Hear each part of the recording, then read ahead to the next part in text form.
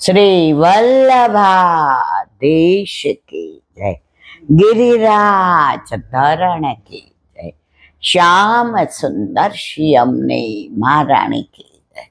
श्री गुसाई जी परम दयाड़ की जय। श्री गोकुल नाथ की जय। दाव दयाड़ की जय। श्री नवनीत प्रिया लाल की जय। अपने माथे बिराजता सेव्य स्वरूप की बधाई वैष्णव ने जाजा करीन जय श्री कृष्ण।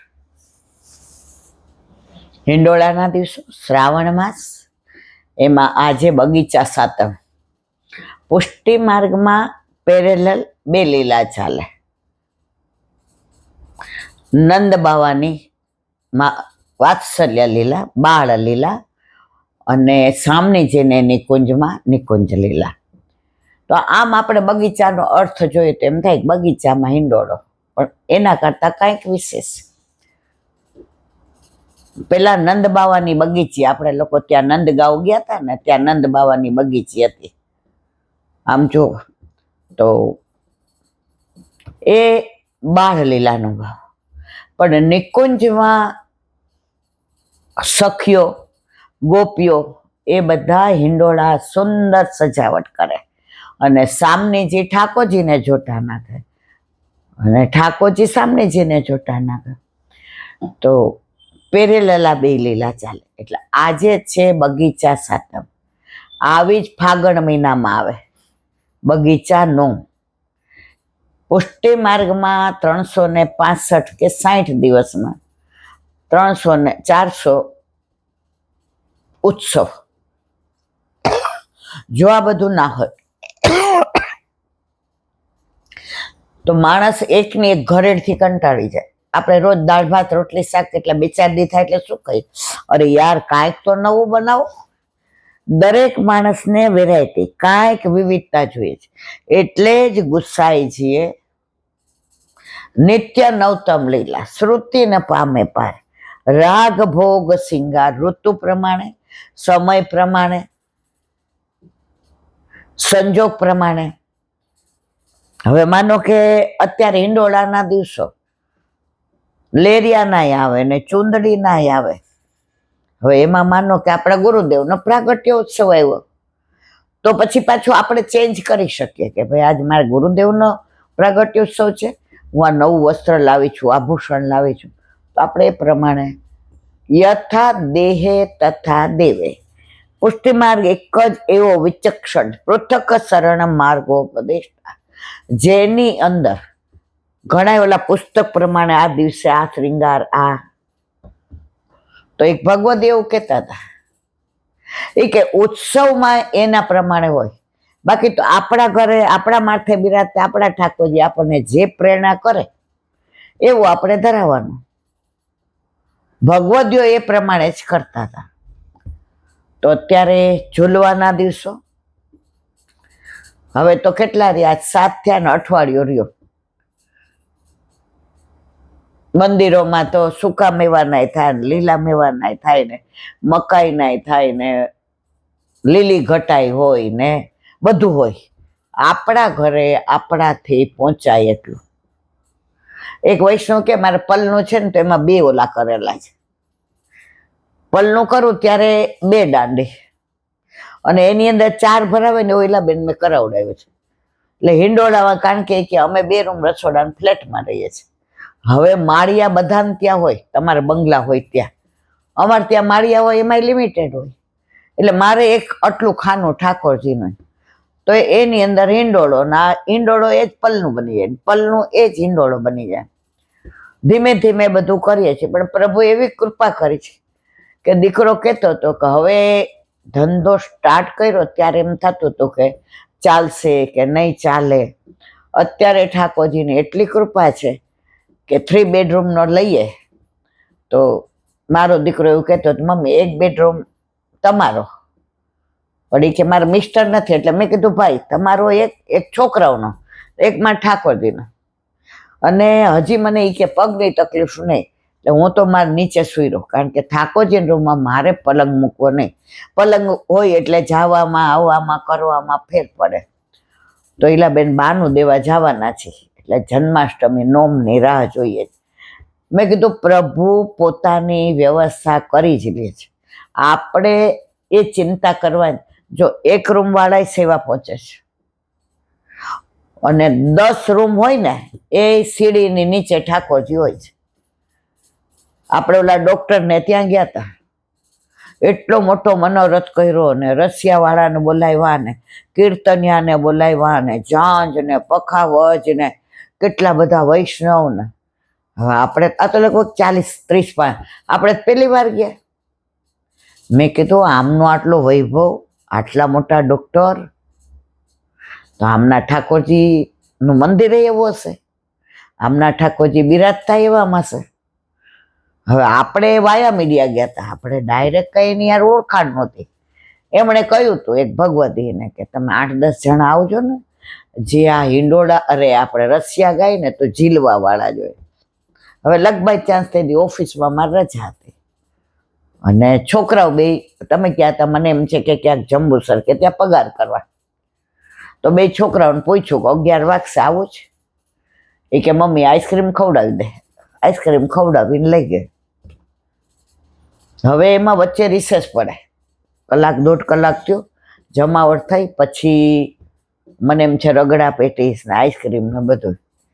એટલે મેં જેની ભેગા ગયા હતા ને એને પૂછ્યું, મેં કીધું આમના ઠાકોરજી તો એવો જ હોય ભો. એને મારો હાથ દબાવ્યો, તો હાથ દબાવ્યો ને એમાં હું સમજી નહીં કે મને શું કહેવા માંગે છે. એટલે મેં કીધું કે આપણે જોઈ આવીએ તો ખરા. તો એ મારી સામે હોય. અંદર ગયા, એટલો સરસ બંગલો, તમે જુઓ તો આમ ઝુમ્મર ને એનું દીવાનખાનું ને એના પડદા ને. ત્યારે આપણે ભાડે રહેતા હતા, એટલે આપણે તો આમ જોઈને રાજી થઈ ગયા, અરે વાટ. પછી ડાયરેક્ટ ઓળખતા નહોતા, પણ ઓલા ઝીલતા હતા એમાં ઘણી વાર ઊંચું લેવાનું હોય, ત્યારે ઠાકોરજીની કૃપાથી મારો અવાજ ઊંચો. એટલે કે હા બેન તમારે જ્યારે અમારે ત્યાં હોય ને ત્યારે આવવાનું. સારું. પછી મારાથી પૂછાઈ ગયું, મેં પ્રભુ ક્યાં બિરાજે છે? તો ડૉક્ટર સાહેબ હસીને વયા ગયા. એમના વાઈફ એવું કીધું આવું, પણ એના સાસુ હતા ને બહુ ભગવદ્યા. મને કે અહીંયા આવો. સીડીની નીચે આટલી જગ્યા, એમાં ઠાકોરજીનું આટલું મંદિર હતું. બધું અહીંયા બિરાજે છે?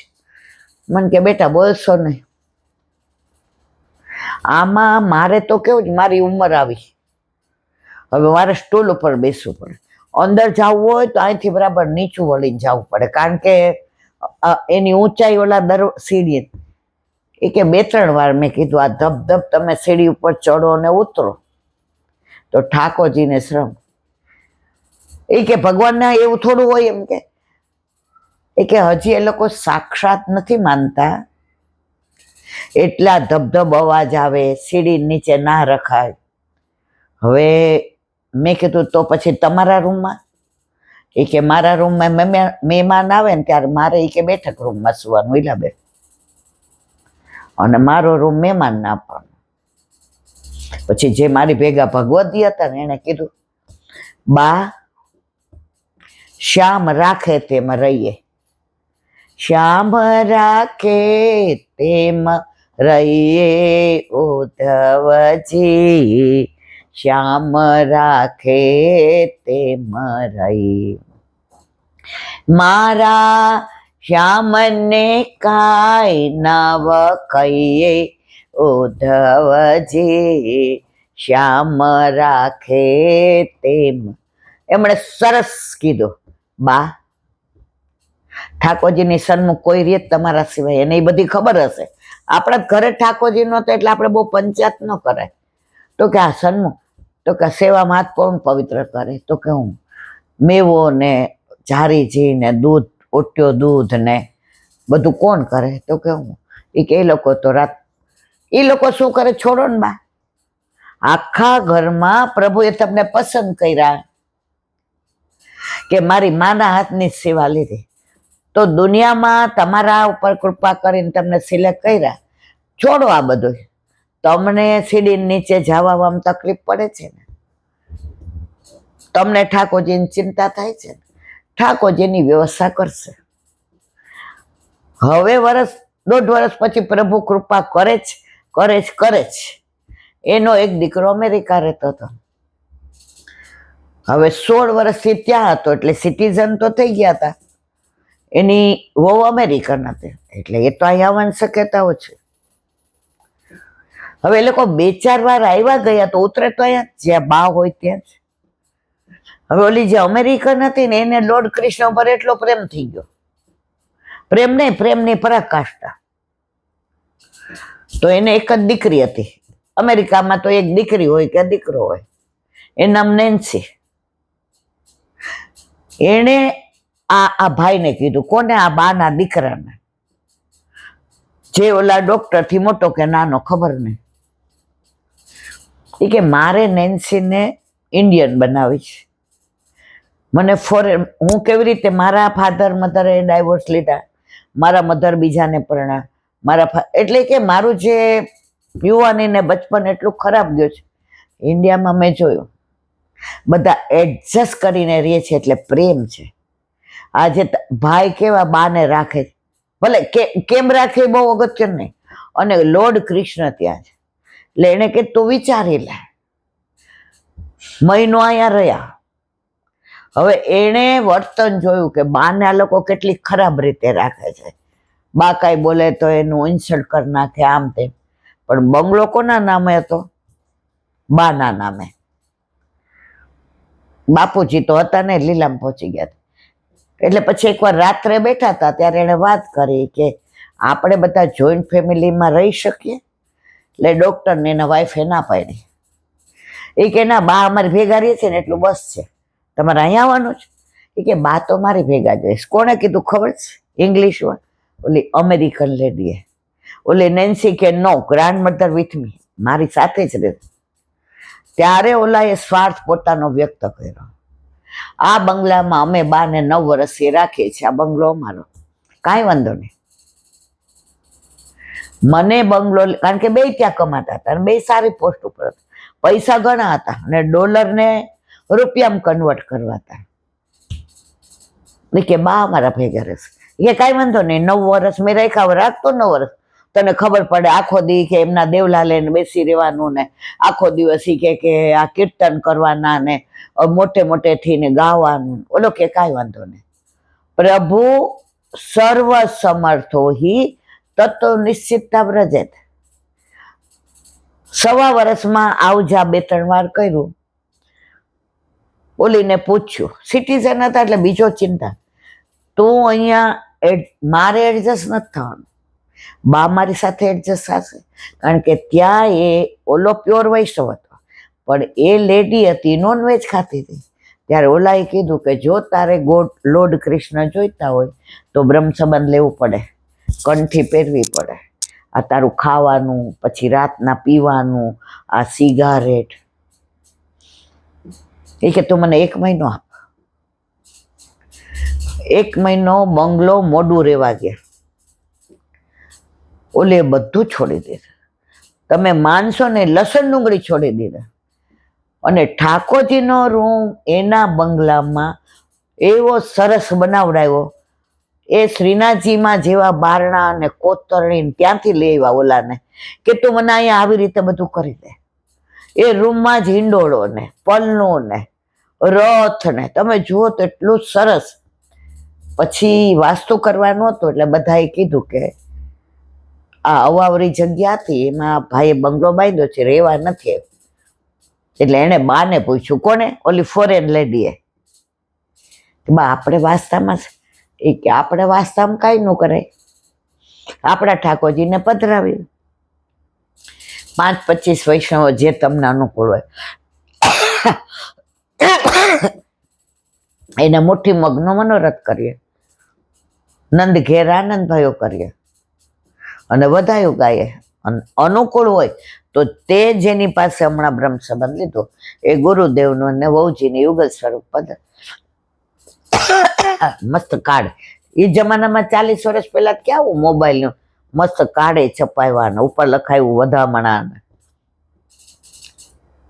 બા લીલામાં પહોંચ્યા ત્યાં સુધીમાં સખડી ધરવા માંડ્યા હતા. અત્યારે મને નથી ખબર, પેલી લેડીએ તો બધું છોડ્યું, પણ પેલી નેન્સી હતી ને એ ઠાકોરજીના ફૂલ ચૂંટ્યાવે ને માળાજી કરે ને. પેલી લેડીની એક જ તમન્ના હતી, મારી નેન્સીને મારે પ્યોર ઇન્ડિયન બનાવી છે, અને એ વૈષ્ણવ ઘરમાં રહેશે બધાની સાથે.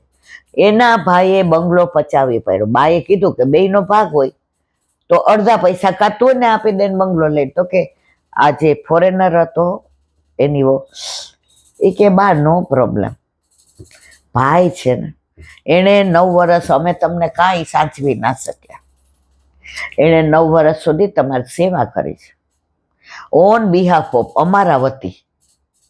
અમારી ફરજ હતી ને, ભાઈએ તમે લખી દો બંગલો ભાઈનો. હવે ભાઈને કાંઈ છોકરા નહીં, ડોક્ટર હતા, ઘણું કર્યું, અને પછી આ બંગલો લીધો. ઉત્સવ હોય, મનોરથ હોય, બર્થડે હોય, ભાઈ ભાભી વિના એક બી ઉત્સવ નહોતા કરે. ઉનકે મન કે વે જાને, મેરે મન જગદીશ. મારે કહેવાનો આશય એ છે, આપણે બધા પશ્ચિમીનું અનુકરણ કરીએ છીએ. એ લોકો આ ભૌતિક સુખથી થાકી ગયા છે, એને આ બધું જોઈએ છે, ફેમિલી, હોપ, પ્રેમ. આજે 50 વર્ષ પહેલા ક્યાંય ડિપ્રેશન સાંભળ્યું હતું તમે? What the meaning of depression એ કોઈ નહોતી ખબર. અત્યારે તમે જો 4 ઘર છોડો તો 1 જણને ડિપ્રેશન હોય. હમણાં એક સ્કૂલની નામ ન દેવાય, એક છોકરી પડી ગઈ, એને વ્હીલચેરમાં લઈ ગયા અને કર્યો. પછી જેના ઘરે સત્સંગમાં ગઈ હતી એણે મને કીધું, મહિનાથી છોકરી ડિપ્રેશનમાં છે. એના મા બાપ આને ત્યાં વિઝા મળે એટલે ત્યાં રહે છે, અને આ છોકરી અહીંયા રહે છે એકલી, ડિપ્રેશનમાં આવી ગઈ. આજે પૈસો કમાઈ લેતા મળશે, પ્રેમ નહીં મળે. આજે આટલા બધા બાર તમે જુઓ તો બધું ગંદકી કેમ થઈ છે? કારણ ફેમિલી તૂટી ગયા છે. અત્યારે વિભક્ત કુટુંબ, કોઈને સંયુક્તમાં રહેવું નથી. વાત મારે આડાવડ નથી ચડાવી, મારે એ જ કહેવું છે કે જે ઘરમાં ઠાકોરજી બિરાજતા હોય ને એની ચિંતા ઠાકોરજી કરે છે. આ બાને બિચારાને 9 વર્ષ રહ્યા, મનમાં વ્યથા થતી હતી કે મારા ઠાકોરજી સીડી ઉપર બધાય ધબધબ જાય, અવાજ આવે, માથા. બા માનતા હતા કે ઠાકોરજી સાક્ષાત છે, ઠાકોરજી પૂર્ણ પુરુષોત્તમ છે. આ વ્રજનો લાલો છે, આ સારસ્વત કલ્પનો છે. આણે જ ગિરિરાજ ધારણ કર્યો છે, આણે જ રાસ કર્યા છે, આણે દાન માંગ્યું છે, આણે જ માખણ ચોર્યું છે, આણે જ ગોપીઓના ચીર હર્યા છે. પણ આ ભણેલા નહોતા માનતા. એનાથી વધુ ભણેલા ઓલા ફોરેન વાળા ઠાકોરજીને સખડી ધરવા માંડ્યા. કેવી પ્રેમની! એટલે પ્રભુ ક્યારે કોના ઉપર કેમ કૃપા કરે છે હું ને તમે કોઈ જાણતા નથી. હવે એક નાની વાત, ઘણા એવું કે સત્સંગ કેમ કરવાનો, સત્સંગથી શું ફાયદો? અમે વાંચી લેશું, અમે અમારું કરી લેશું. ઘણાય મને એમ કે તમે એક ફકરો વાંચો તો અઠવાડિયું હાલે, પણ અંદર એક એક શબ્દમાં રસ ભર્યો છે. એ રસને જ્યારે સમજાવીએ, એ રસનો સ્વભાવ કેવો છે, એ રસનો ટેસ્ટ કેવો છે, એ બધું જ્યારે આપણે વર્ણન કરીએ. ઓલા અઠવાડિયા પહેલા ઓલા સંતને લઈને મિલનભાઈ આવ્યા ત્યારે એને કહ્યું હતું સરસ કે બેન તમે દ્રષ્ટાંત આપો છો ને એના દ્વારા ઠાકોરજીની લીલા વધુ સમજાય છે. તમે હતા જ ને, આકાશ તૃપ્તિ બધા જ હતા. મિલનભાઈ એને પેન ખિસ્સામાંથી એ કે આયા છે, તમે એમ કહો તમારા ખિસ્સામાં પેન છે. મેં પેન કાઢીને તમને બતાવી નજીક લાવ્યો, તમે કીધું ઓહો બોલ પેન છે, આ તો ફોરેન એ લાગે છે, આનો કલર ગુલાબી છે, આ ઓલી પોઈન્ટ તમે કેટલું બધું વર્ણન કર્યું, નજીક લાવ્યો તો. નજીક નહોતું ત્યાં સુધી તમને એટલી જ ખબર હતી મારા પોકેટમાં પેન છે. તો આ બધા ઉદાહરણો દ્વારા, દાખલા દ્વારા પ્રભુની નજીક પહોંચાય છે. પ્રભુને સમજવાનો એક અનેરો લાવો મળે છે. વાંચી તો આપણે બધા જઈએ છીએ, ઘણા કે 84-252 વાંચી નાખ્યા, નાખી ન દીધા હોત ને રાખ્યા હોત તો જે કેવું છે તે એ છે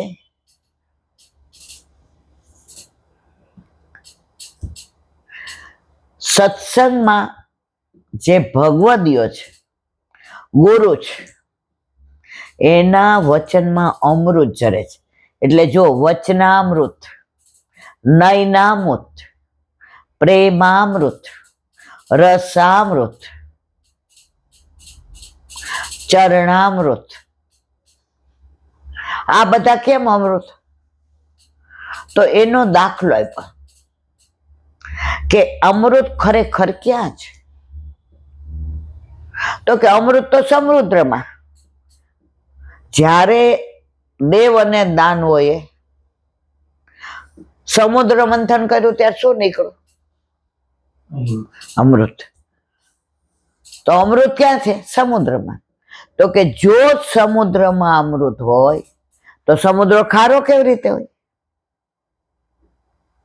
એટલે અમૃત સમુદ્રમાં નથી. એ તો પ્રભુની લીલા હતી કે પ્રભુ મત્સ્ય બન્યા કાચબો અને રવૈયો બન્યા અને એમાંથી કુંભ લાવ્યા. તો કે તો અમૃત ક્યાં છે? તો કે અમૃત ચંદ્રમામાં છે. રાત્રે ચંદ્રમાની ચાંદની રેલાય તો બધી ઔષધિઓ અને અન્નમાં એ અમૃત આવે. એના લીધે થઈને આ બધી ઔષધિઓ ને આ બધું અમૃતમય બને. તો કે